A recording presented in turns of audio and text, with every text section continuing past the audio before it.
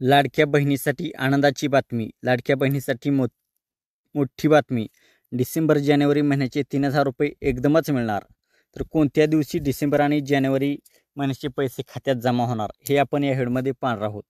तर स्वागत आहे तुमचं आमच्या यूट्यूब चॅनलवरती. या चॅनलवर आपण सर्व सरकारी योजना, सर्व इतर योजना, आधार कार्ड, पॅन कार्डबद्दल जी माहिती असते ती माहिती देत असतो. तर आपण चॅनलवरती नवीन असाल तर आमचा यूट्यूब चॅनल सबस्क्राईब करा.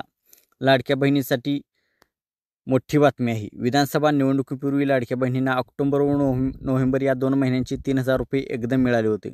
आता निवडणूक संपली आहे, निकालही लागला आहे, आचारसंहिताही संपली आहे, नवीन सरकारही आले आहे.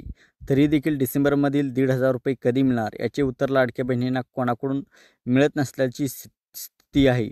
आता दर महिन्याला 2100 रुपये नंतर द्या, पण तुर्तास 1500 रुपये मिळावेत अशा महिलांच्या प्रतिक्रिया आहेत. मकर संक्रांतीपूर्वी लाडक्या बहिणीला डिसेंबर व जानेवारीचा एकदम लाभ दिला जाणार आहे. तर आता निवडणूक संपली आहे, तरी देखील ना 1,500 रुपये ना 2100 रुपये देण्यासंदर्भात सत्ताधाऱ्यांमधील कोणीच स्पष्टपणे काही बोलायला तयार झाले नव्हते. त्यामुळे लाडक्या बहिणीला डिसेंबरचा लाभ कधी मिळणार असा प्रश्न पडला आहे.